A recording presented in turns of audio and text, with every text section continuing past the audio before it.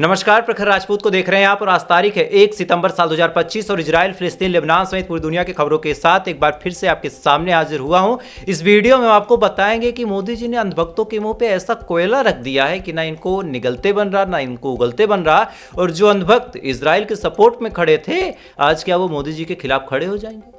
साथ ही इधर गजा में कब्जे को लेकर भी बड़ा अपडेट निकल के सामने आया है। कौन जीत रहा, कौन हार रहा, इसके बारे में भी आपको डिटेल में पता चलेगा। वहीं अफगानिस्तान में मरने वालों की तादाद लगातार बढ़ती चली जा रही है, इसको लेकर भी बड़ी अपडेट आई, इसके बारे में भी आपको पता चलेगा। और साथ ही ट्रंप ने गजा को लेकर बड़ा ऐलान किया है, इसके बारे में भी आपको बताऊं। और वहीं इजराइल के कैबिनेट मिनिस्ट्री में बड़ी लड़ाई हो गई है, कुछ लोग गजा के पक्ष में खड़े हो गए हैं, यानी बहुत बड़ी अपडेट है, इसके बारे में भी आपको पता चलेगा।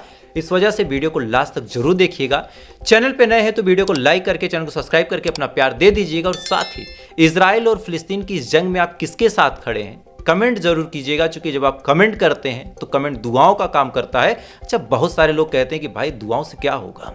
अभी पूरी वीडियो आज देखिएगा, आपको बताऊंगा कि दुआओं का कितना असर हुआ और गजब में कितनी मदद और कितना फायदा पहुंचा है। तो आप चाहें तो अभी कमेंट कर दें और चाहें तो जब वो खबर तक आपको पहुंचा दूं तब आप कमेंट करें। तब तक आपको दूसरी खबरों के साथ इस वीडियो की शुरुआत करके दिखाता हूं। सबसे पहली खबर जो निकल के सामने आ रही है वो गजा से ही निकल के सामने आ रही है। गजा में इजराइल के हमले लगातार तेज हैं। गजा में लगातार इजराइल जेनोसाइड कर रहा, लोगों को मारने का काम कर रहा। कभी 50, कभी 60, कभी 70, कभी 80, कभी 100, और इनमें से ज़्यादातर तादाद उन लोगों की है जो वहाँ पे मदद बांटने का काम करते हैं, जो एड सीकर हैं, जो वहाँ पे खाना खिलाने का काम करते हैं, जो किसी को दवाइयाँ देने का काम करते हैं। उन लोगों को इजराइल अच्छे खासे तरीके से टारगेट कर रहा। लेकिन ये तमाम चीज़ें तो गजा में चल रही थी, एक दूसरी चीज़ इजराइल में चल रही थी। इजराइल में एक मीटिंग बैठी थी, हालांकि ये मीटिंग कल संडे को होनी थी, लेकिन हूतीस का ऐसा खतरा था कि संडे को वो मीटिंग टाल दी गई। एक नए खुफिया लोकेशन पे इस मीटिंग की शुरुआत की गई और ये मीटिंग दूसरी जगह हुई। कहाँ हुई ये जगह अभी तक डिस्क्लोज नहीं की गई है, लेकिन इस मीटिंग में एयाल जामिर थे, इजराइल कर्ज थे, बेन गवीर थे, खुद नेतन्याहू था, और साथ ही बड़े बड़े और लोग मौजूद थे जो गजा के मुस्तकबिल को लिखने में मदद कर रहे हैं। अब क्या हुआ, इस मीटिंग में एयाल जामिर ने और बाकी अलग अलग लोगों ने कहा कि नेतन्याहू जी ऐसा है, अब गजा पे हमला करना खतरे से खाली नहीं है। रेजिस्टेंस फोर्सेस काफ़ी उग्र हो गई हैं, लगातार वो हमारे ऊपर खुद हमला कर रहे हैं, और अगर हम उन पे हमला करते हैं तो सबसे बड़ा नुकसान ये है कि रेजिस्टेंस फोर्सेस ने, खासकर अबू उबैदा ने कहा था कि हम बंधकों को उसी जगह पे रखेंगे जिस जगह पे हम रहेंगे। तो अगर हमने हमास के लड़ाकों को, कसम ब्रिगेड के लड़ाकों को टारगेट किया, उसी टाइम पे अगर वहाँ बंधक मौजूद रहे तो बंधकों की जान को भी खतरा है, और अगर बंधक ही ना रहे, बंधकों को ही मार दिया हमने, तो फिर हम में और हमास में अंतर क्या। अब ये बात जब एयाल जामिर ने बोली, उसके बाद फिर नेतन्याहू ने पूछा कि तुम क्या कहते हो। तब एयाल जामिर ने कहा कि काम करते हैं, टेम्परोरी सीज फायर करते हैं। हमास ने प्रपोजल एक्सेप्ट कर ही लिया है, हम भी कर लेते हैं, उसके बाद अपने बंधकों को आज़ाद करवाते हैं, फिर जो होगा देखा जाएगा। जैसे ये शब्द एयाल जामिर ने बोला, इससे पहले कि नेतन्याहू कुछ कह पाता, कुछ सुन पाता, नेतन्याहू से पहले ही जो वहाँ की फायर राइटवादी मिनिस्टर हैं जिनका नाम है ओरिट, इजराइल के प्रोजेक्ट मिनिस्टर, वो भी नेशनल प्रोजेक्ट मिनिस्टर, इन्होंने साफ तौर पर कहा कि तुम कायर हो, तुम गीदड़ हो, तुम डरते हो लड़ाई से। यही मौका है गजा को कब्जा करने का, यही मौका है हमास को खत्म करने का।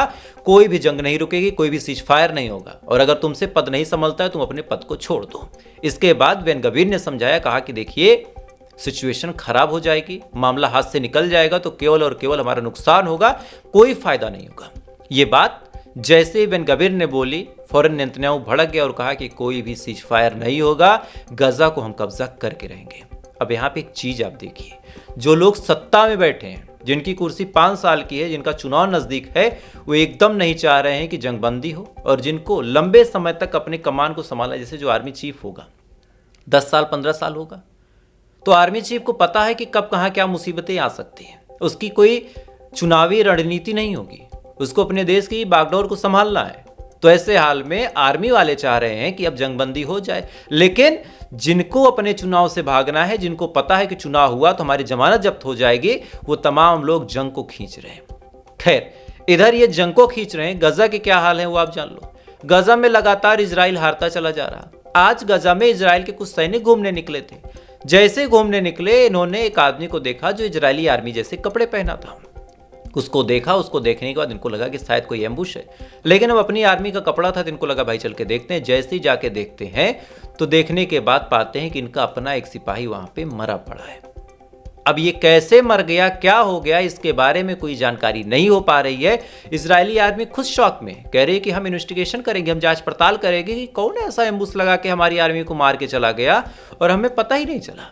अब इसको लेके भी बवाल मचा हुआ है। इधर ये तमाम चीजें चली रही थी कि इधर पहली बार गजा में एक राहत भरी खबर आई, और जो मैंने अभी शुरू में कहा था कि दुआओं का क्या असर होता है, वो खबर आ गई।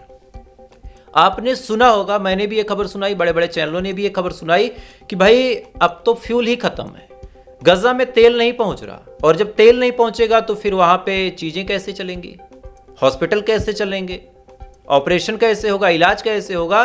तो फाइनली रेड क्रॉस ने वहां पे मदद पहुंचाई, तेल पहुंचाया, दवाइयां पहुंचाई, और अल शिफा और अल मवासी हॉस्पिटल में फिर से ऑपरेशन की सुविधाएं स्टार्ट हुई।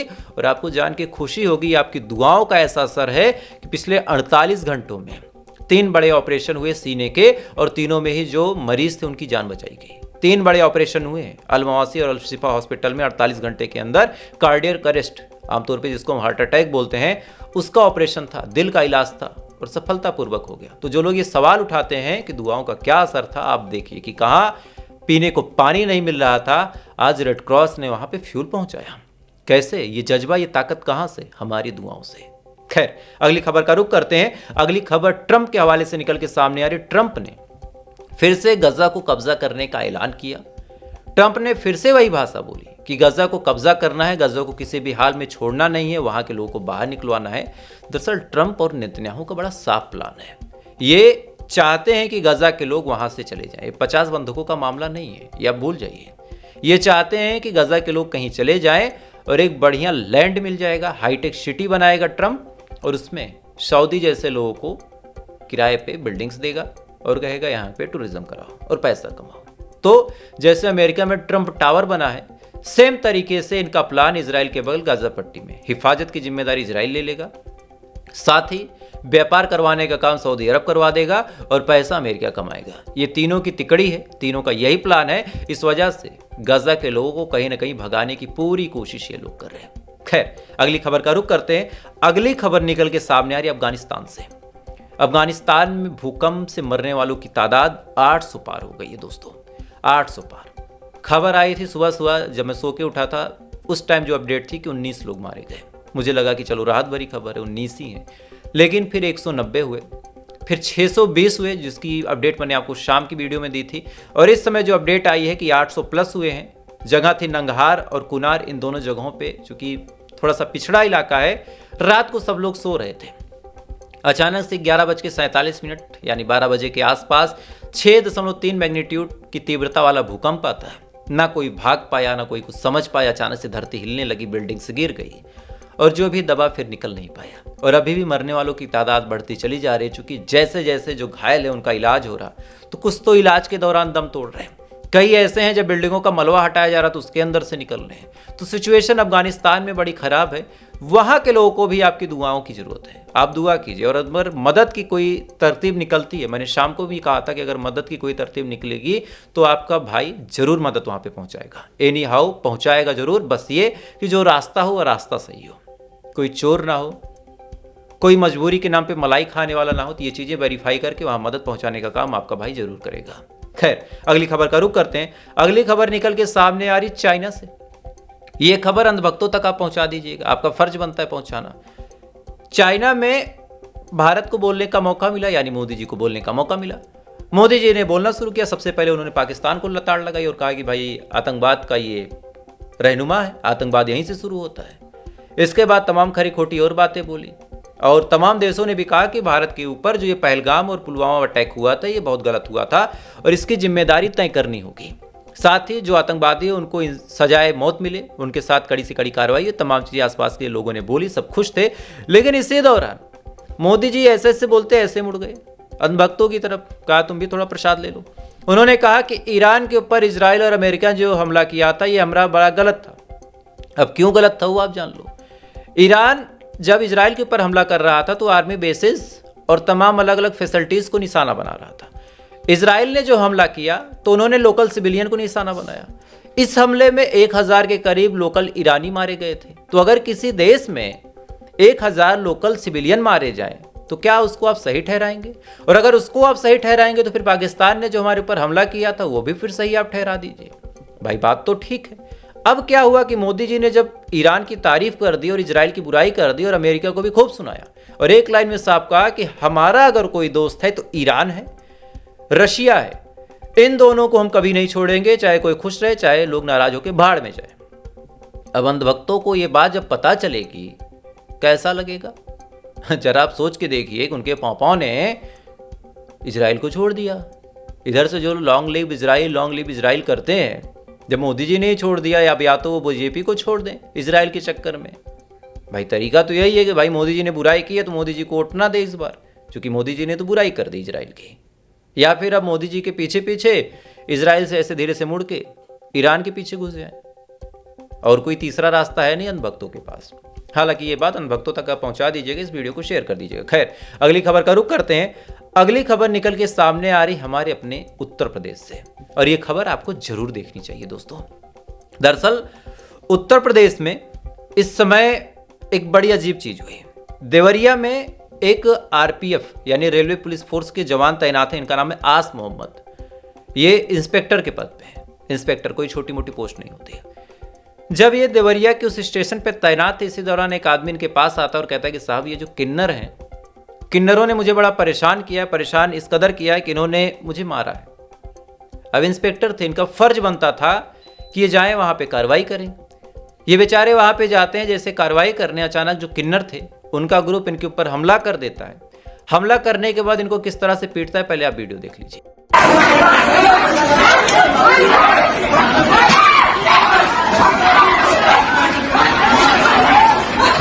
अरे यार, इस वीडियो में आप देख सकते हैं कि कैसे इस समय एक आदमी को, एक पुलिस वाले को किन्नर पीट रहे हैं। पीट क्यों रहे हो आप जान लीजिए। मामला उत्तर प्रदेश का है, देवरिया का है। सीने पे जो नाम लिखा था वो आस मोहम्मद का था। किन्नरों को पूरा पता था कि इस आदमी के पीछे कोई बोलने वाला नहीं आएगा। एक इंस्पेक्टर को एक तरह से कहा जाए थाने पे, चूंकि आरपीएफ का जो थाना होता है स्टेशन पे ही होता है, थाने पे मारते रहे किन्नर। आसपास के पुलिस वालों ने चूं तक नहीं की, बस किसी ने वीडियो बनाया, वीडियो सोशल मीडिया पे डाल दिया। डालने के बाद ये वीडियो वायरल हो गया। वायरल होने के बाद अब जाके रिपोर्ट आई है कि 2 किन्नरों को गिरफ्तार किया गया।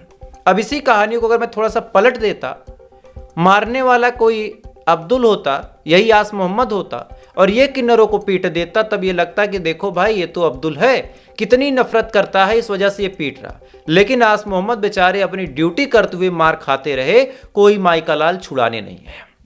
अब जो रिपोर्ट आई है, मैंने जो वेरीफाई किया इस खबर को, तो पता चला कि हाँ 2 लोगों को गिरफ्तार किया गया। लेकिन बड़ा सवाल ये है कि क्या आज एक आस मोहम्मद जो कि इंस्पेक्टर है उसको ऐसे ही मार देना चाहिए? क्या किन्नरों में इतनी हिम्मत हो जानी चाहिए कि एक आस मोहम्मद जैसे इंस्पेक्टर को यूं ही पीट दे, क्योंकि किन्नरों को पता है कि आस मोहम्मद के पीछे कोई सुनवाई करने वाला नहीं है? ये सवाल मेरा आपसे रहेगा। खैर, एक आपको और अपडेट दे देता हूं। हमारे देश में एक बड़ी गंदी कानून की व्यवस्था है।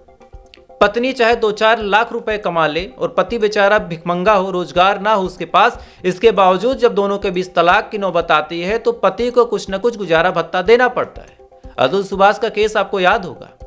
इस केस में बकायदा अतुल सुभाष ने अपनी जान दे दी थी। क्यों? क्योंकि इतने पैसे मांगे गए थे, उतना पैसा वो बेचारा तलाक के नाम पे दे ही नहीं सकता था। जब अतुल सुभाष ने अपनी जान दी, तमाम लोगों ने सवाल उठाया कि क्या मर्द जाते ऐसे ही पीछे जाएंगे। लेकिन फाइनली बड़े दिनों बाद एक राहत भरी खबर कोर्ट से आई है। दरअसल एक इंजीनियर महिला थी, 70,000 रुपए महीने कमाती थी, पति नहीं कमाता था।